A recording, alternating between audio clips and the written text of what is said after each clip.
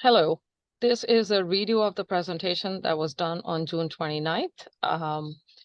Uh, we're going to walk through the interim repair work that is upcoming over the next few months. I'm Tanvi Pandya, the BQE Program Director. We will be walking through what the repair entails, what is the construction effort, the traffic mitigations, and the weekend information. On the 29th, we followed this by a Q&A section. For today, we will just walk through the presentation. The location of the work is at BQE in the downtown area at the cantilever section.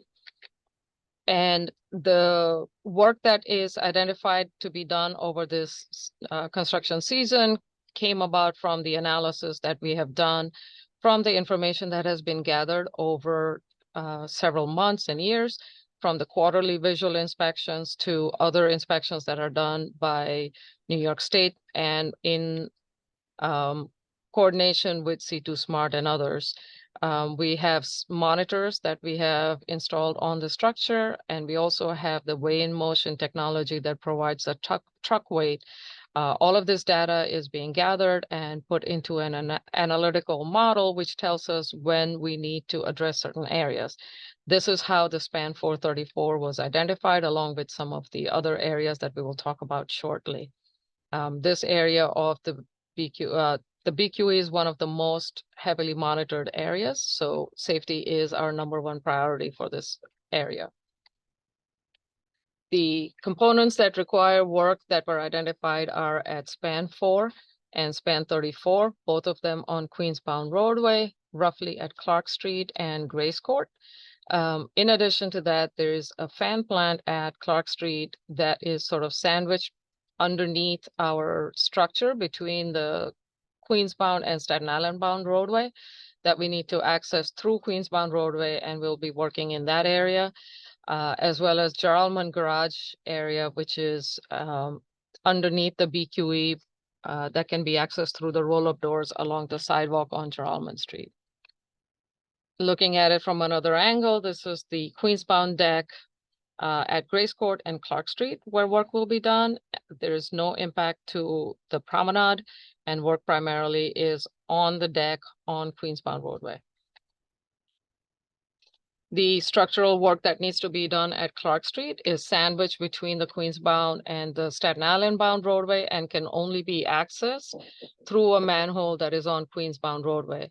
So while the roadway work is ongoing and lanes are closed, it also allows the crew the opportunity to get into that area and address this column that is shown on the left here, as well as some of these other deteriorated areas. This work will therefore happen at the same time as the Queensbound deck work. And while we have to coordinate with MTA, there's no impact to actual functioning of any of the subway systems. Looking at it from another angle, the work areas are highlighted here in red and yellow, and is inside this chamber where the work will occur. The other work that we mentioned is at Joralemon Street Garage. This is inside this roll-up door that you see along the sidewalk here. Inside that area, there is some concrete structure that needs to be repaired, as well as this abutment that is at the far back end of that chamber. Crews will be accessing this areas through this roll-up door.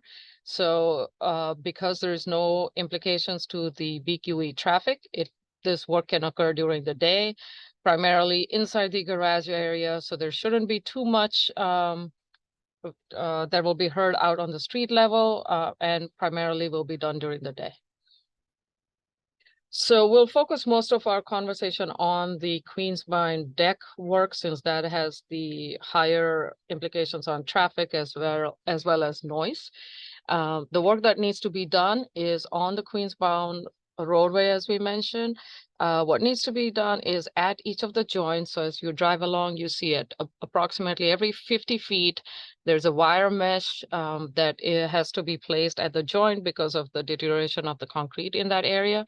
So at these two spans, 4 and 34, we've identified the joints needing work because the deterioration is further along than we would like.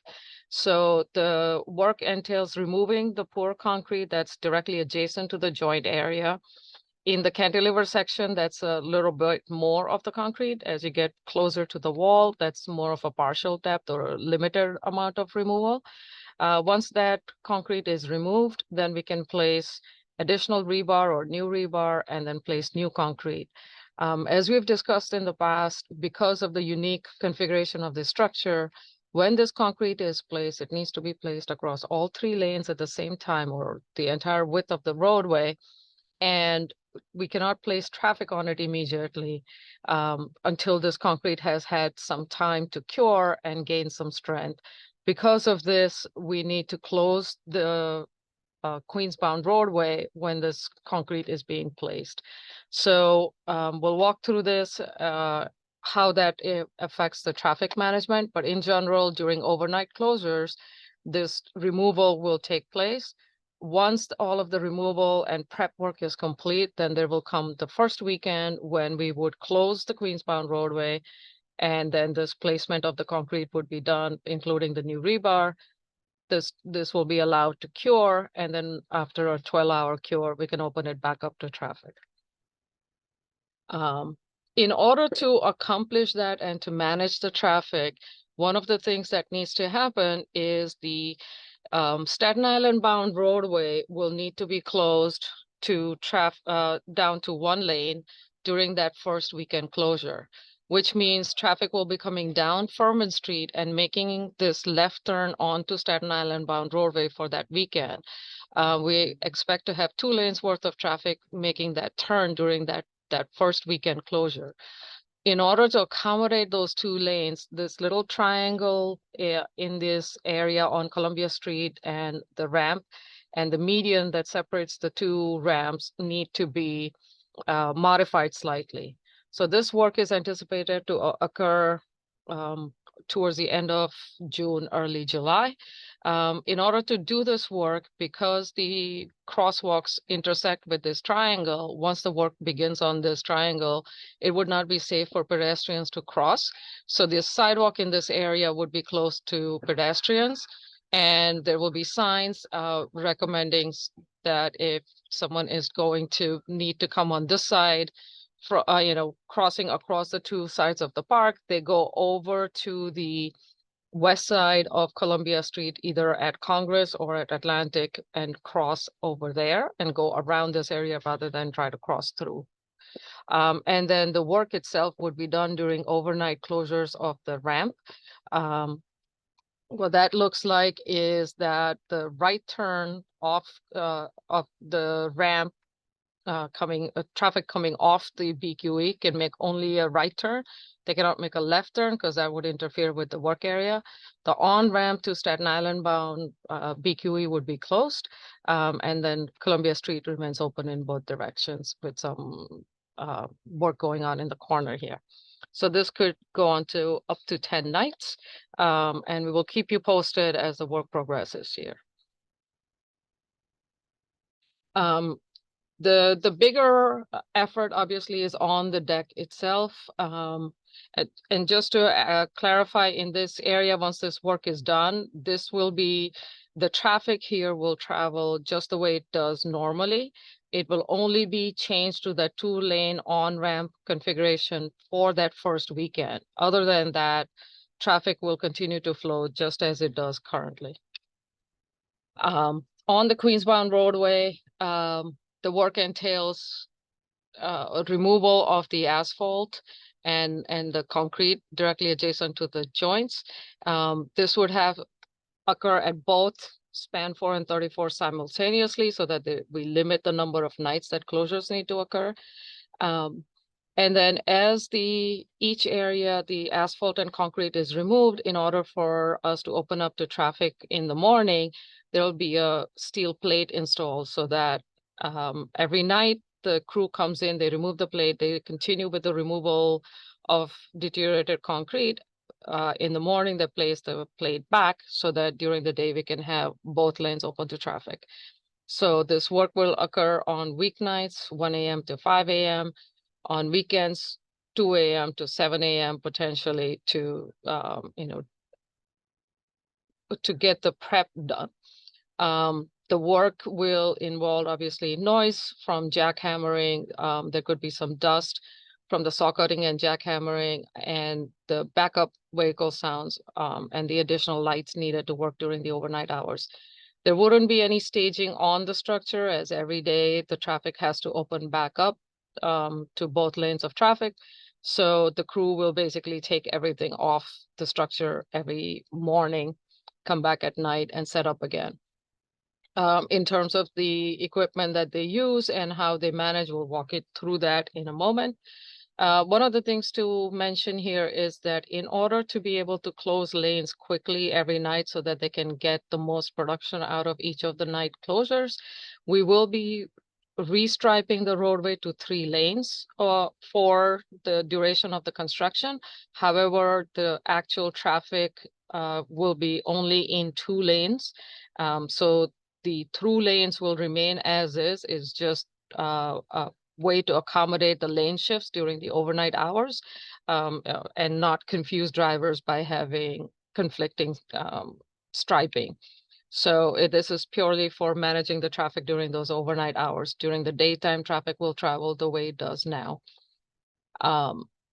So once that prep work is done, and that first weekend closure that we will be talking about further in a moment is upcoming, then we would be placing that concrete along with some new reinforcement as needed. And at that point, that weekend shutdown is primarily pouring the concrete, letting that cure, and there will be significant detour planning that has already occurred and will occur during that weekend. So Queensbound is completely closed from Friday night to Monday morning, with Staten Island bound down to 1 lane for that first weekend. For the second and third weekend, only Queensbound is affected. Both lanes are closed, but on Staten Island bound, everything is open. So after that first weekend work is done, then prep continues for the next trip. So as we had talked about before, work can happen in short strips along the joint. And as we progress away from the joint, you have to do that piece by piece. You cannot remove too much of that concrete all at once. So this is why we have to do it in this piecemeal manner. During this construction work, we will be monitoring the air for dust. Noise monitoring will be in effect. We'll be using sound blankets. We'll also be reporting weekly on the noise levels, similar to what we did at Hicks Street. Here's a picture of how we managed the noise and construction effort during Hicks Street wall repairs. And, obviously wetting down so that there isn't too much dust, using a smaller equipment where possible, but it's a balancing act on not using something so small that it drags out the construction really long. So we will be trying to manage both things. As we did with Hicks, Anita, who was the liaison at the time, will also be liaison for this project, so that community who is quite familiar with her will know to reach out, and any issues that come up, we'll do our best to address. One of the things to note is that at Hicks Street, the setup stayed in position and the crew came and left after each shift. In the case of the BQE work, the whole setup has to be removed and replaced every single day. So this makes the noise mitigation effort much trickier. And so we will obviously be trying our best to do a good job with it every day, but that is something that is a little bit different and makes that effort a little more complicated. So again, when we're doing the prep work, either the inside lane or the outside lane would be closed depending on which area we're doing some prep with. Occasionally, if you're working directly above the traffic over Staten Island bound, there may be a lane closure to protect the traveling public. When this work is completed with these nightly shifts is when we will go to that first weekend closure. When we do that first weekend closure, because in that cantilever area, there's a lot more concrete being replaced, there would need to be a temporary support for the wet concrete to be supported until it gets sufficient capacity. Then this temporary support can be removed and a second lane of Staten Island bound can be opened. So for this reason, the first weekend, one lane of Staten Island bound is open on the outside, the inside lane is closed, and Queens bound is completely closed from 2 a.m. Saturday to 4 a.m. Monday.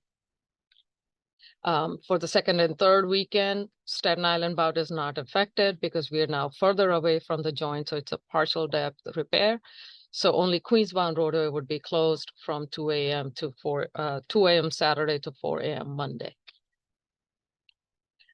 So in terms of the dates for when these closures will come, we will be coming back to you with more specific dates and providing ample time for all of the planning that goes into it. We also have to do a lot of planning related to these closures, so we do need to lock down the date. One of the challenges with the rehab type work is until we get started and start doing some of the demolition, it's a little bit difficult to pin down how quickly it might go, and we don't want to confuse the public by sharing a date and then changing it again. So we're asking for patience and for you to stay tuned. We will be back with more specific dates. It's looking like, end of summer, early fall, but we will come back with the specific date. And then once that first weekend occurs, we will start doing the prep for the second weekend. And one of the challenges is the weather conditions. As we go into the fall winter season, if it turns out that it is getting cold or we don't think we can get that second weekend done right away, then the roadway would be restored to a degree where there is no steel plates on the road for the winter season. And then we would come back in the spring again. So that has been clearly noted in the contract. There are to be no steel plates on the roadway during the winter months. As whether second and third weekend can be squeezed in this year is something we are working towards very closely with the contractor, and we will keep you posted. In terms of the traffic mitigations for those weekends, obviously it'll take a significant traffic enforcement agent crew to manage all of the intersections that need to flow for the traffic from BQE to be able to travel. The biggest goal will be, of course, to recommend everybody stay off the roadway to the extent possible, use mass transit. However, there will be some, obviously, that need to be on the roads, and so we will do our best to manage those.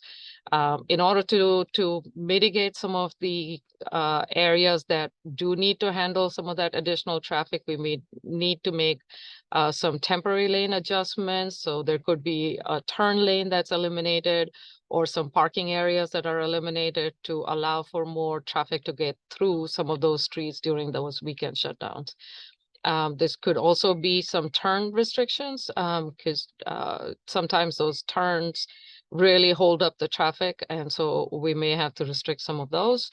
There will be plenty of variable message boards well in advance, informing the travelers and the general public around the area that the weekend is coming up so that they can plan alternate means, and also giving updates on how the work is going. The signs will go as far as New Jersey, Connecticut.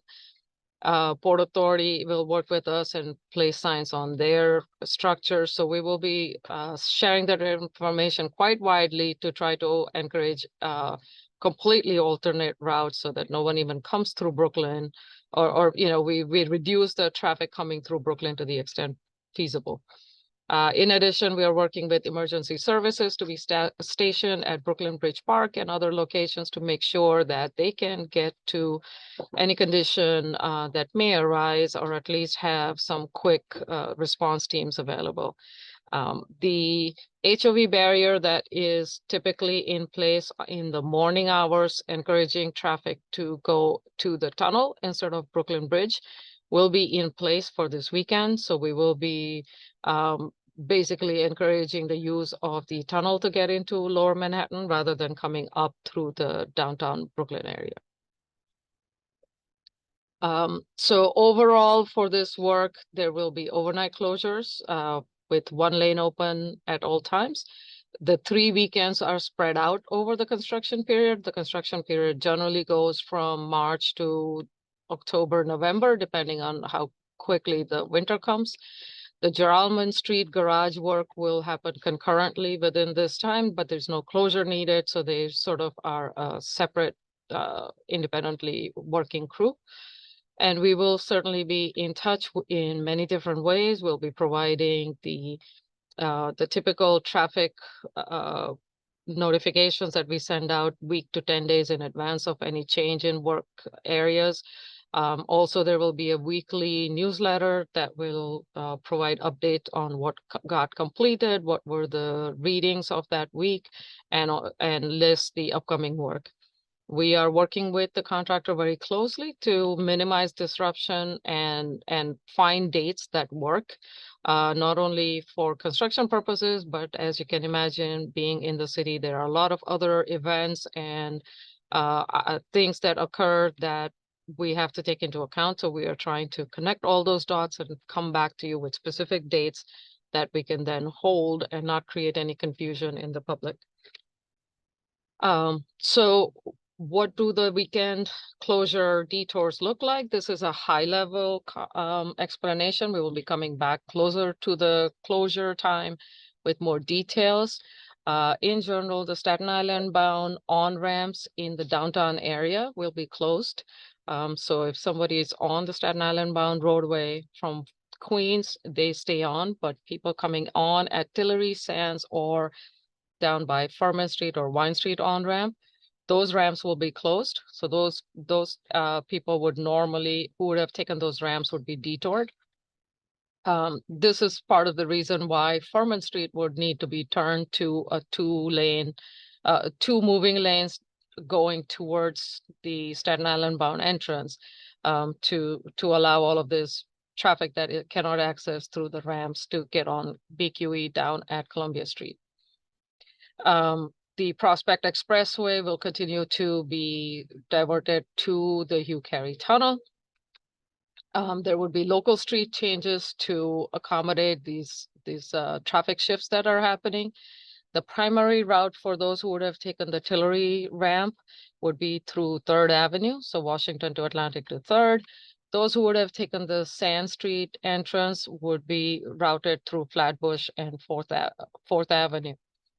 And then those who are more local or coming off of Brooklyn Bridge would be routed along Furman Street. And this is where that 2-lane turning on-ramp to Staten Island bound will be used for them to get back onto BQE and continue on. So these are the 3 primary routes, and this is what we will be ensuring continue to flow. For the Queens bound direction, and keep in mind that Staten Island bound detour is only for the first weekend. The rest of the time, the other detour is the Queens bound, which will be needed for all 3 weekends. So in order to prevent everyone continuing on to BQE and then exiting at Atlantic where BQE is closed, we will be closing the on-ramps from Prospect Expressway and also at the Hamilton Avenue area in order to reduce the amount of traffic exiting at Atlantic Avenue. So those who will continue on and will be trying to get to the area will obviously look at the local streets. And so we will have to make some modifications to those local streets to try to get as much traffic through as possible. This will include, certain left turn bans, except for buses, trying to keep some of those main streets functional. So for those who come all the way up to Atlantic Avenue, the last place they can exit is at that Atlantic Avenue off-ramp, and they would be routed through Borum to Tillery and back onto BQE. Those who are coming up 3rd Avenue will be encouraged to stay on 3rd Avenue, and they would take the road to Flatbush and continue on to BQE. So those are the 2 primary routes. Prospect Expressway is open. However, we'll be encouraging folks to use the Hugh Carey Tunnel if they're headed into Manhattan. However, if they're headed north, they will also exit at Atlantic Avenue, take Tillery, and get back onto BQE. So these are the 2 primary routes. One other route that we have discussed in the past, and this is just an suggested alternate route, we're not actually closing any of the roads here, is to encourage those who would be headed towards Van Wyck or that area to consider using this exit to head towards Linden Boulevard using McDonald Ave rather than coming into downtown and then coming back down. So this is a very limited number of vehicles we anticipate doing this. We've had input from the community that this is the preferred route versus what we had previously shared. So we've modified it to be McDonald Avenue.